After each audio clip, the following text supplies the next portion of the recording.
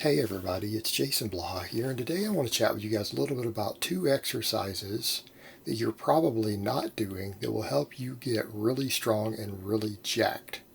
And that's going to be the good morning and the Pendley row.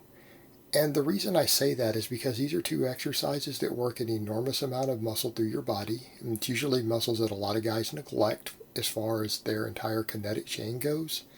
And they are exercises that are very, very easy to recover from relative to the amount of muscle work. Therefore, you can train with higher volumes. And we know that high volumes of training produces superior muscle growth. Like, that is no longer a point of contention in the scientific literature anymore. In other words, more work makes you bigger as long as you can recover from it. So, what's special about these exercises, and what is it that they hit that oftentimes gets neglected? With the good morning, this is one of the best low back exercises you can do. Right? It's a phenomenal low back exercise. But if you look at the movement itself, it becomes very obvious that it looks very similar to a Romanian deadlift, and the hip hinge pattern itself is very, very similar to, say, a conventional deadlift. Right? It's just that you're starting up in the air and then coming down.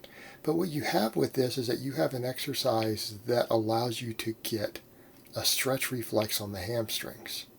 And it lets you do it with a fairly light weight. I mean, a perfect example here, I'm a 600-pound deadlifter.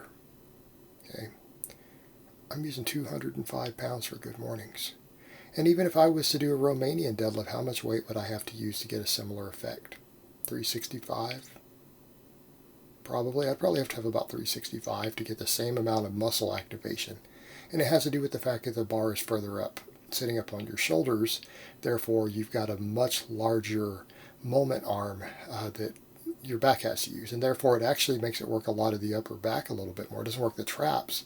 But as far as the erectors go, you're really working all those thoracic erectors. And for a lot of guys, the thoracic erectors and the spinal erectors are a weak link in your strength. They're a weak link in your kinetic chain. For a lot of guys, their hamstrings are a weakness. And we know that weak hamstrings are associated with knee pain. They're associated with knee injury. They can even be associated with low back injury. So an exercise like this done correctly, and again, not ego lifting, keeping in mind, I use about a third of my deadlift. And I know a lot of strong powerlifters who use about a third of their deadlift on this exercise.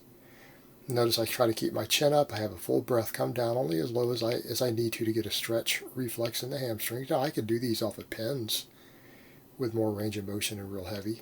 But as far as just a general hypertrophy exercise, they hit all this and you get a stretch reflex in the hamstrings. It's a phenomenal hamstring builder, phenomenal back builder. Most of the muscles you need to deadlift with. But again, because it has to use a much lighter weight, there's less axial loading. There's less downward force put on you compared to a lot of other exercises that might work these same muscles. It's very easy to recover from. And I have found that it's an exercise you can do a lot of volume with for higher reps too, that makes it really strengthen the low back. Usually guys who have a history of low back fatigue, low back cramping, low back injuries, lightweight good mornings can really help fix that. And I've seen this with some of my own clients. All right, so this is an exercise that is an absolute powerhouse, and it looks like it's just a funny little exercise. I mean, even for me, 200 pounds shouldn't be that much. But it will make your deadlift stronger. It'll reduce your chances of injury. It works a lot of the muscles, actually all the muscles through the posterior chain, and often ones that are frequently neglected in weak links. And like I've said, it's easy to recover from. Same thing, we come over to the Pendley row. Why the Pendley row over other rows? Well, you can use a lighter weight. Therefore, it's easy to recover from. And because you're keeping your torso bent over a lot more, what happens? Your mid-traps get worked, your rhomboids get worked, your rear delts get worked a lot. Right? All these things get worked heavily. And if you do the full range of motion, you get to a point where you can lock your elbows at the bottom and you use your lats to pop it off the ground. It will actually hit your lats a lot harder with a lot less weight than a lot of conventional type rows where guys are standing up in the air cheating. Right? But one of the big benefits is, of course, that it really hits the rear delts, hits the rhomboids, hits the mid-traps really, really well. A lot of the cheat rows might hit the upper traps a little more. But, you can hit those with shrugs and laterals. So, again, phenomenal rear delt exercise. And people say, well, it may not be better than this or that. Well, again, we come over to the fact that because it's a very strict exercise, if you do it correctly, you can stimulate similar amounts of hypertrophy with a lighter weight. It means you can do a lot of volume. What do you mean by a lot of volume? Well, lately I've been doing 35 sets a week at this exercise. 35 sets. That's a lot of volume. Now notice I have a pretty big back. Reasonably big back when I turn around and walk. All right? And I'm certainly not a bodybuilder. I think looking at me, we can tell I'm not bodybuilder lean. Anyone who's unfamiliar with my channel, I am not a bodybuilder. Not interested in it. But let's come to that point about rear delts. Rear delts get neglected a lot, and it's because they don't get as hard on a lot of back exercises. If you look at a lot of the EMG data and stuff, pull-ups and chin-ups and stuff are phenomenal lat exercises. I would go so far as to say that the pull-up or the chin-up is probably the best lat exercise you could possibly devise. But it doesn't work the rest of the back very well. It doesn't work the traps very well. It doesn't work the rear delts. It doesn't do anything for the erectors. The Pendley rows do. And again, they're phenomenal for rear delts. And because, again, we come over to that point, it's easy to recover from. You can do very high volumes of training on it relative to a lot of other back exercises. All right, so you can really build up those rear delts, which are a common weakness. What else does it do? Works the posterior chain. Let's come back over the same muscles you're talking about with the good morning. Hip, glute, hamstring, all that stuff. They get worked on the Pendley row. But because you're forced to use a lighter weight due to the lack of cheating, they don't tend to get strained the same way, right? You don't tend to have low back pulls and things like that. They get worked in a good isometric fashion. They get a good isometric workout, and that contributes to the overall workload. I mean, a good Pendley row with a lot of volume will, in theory, add a little bit of size to those areas. But it does so in a way that's it's easy on them. It's easy to recover from. Very easy to recover from. What else?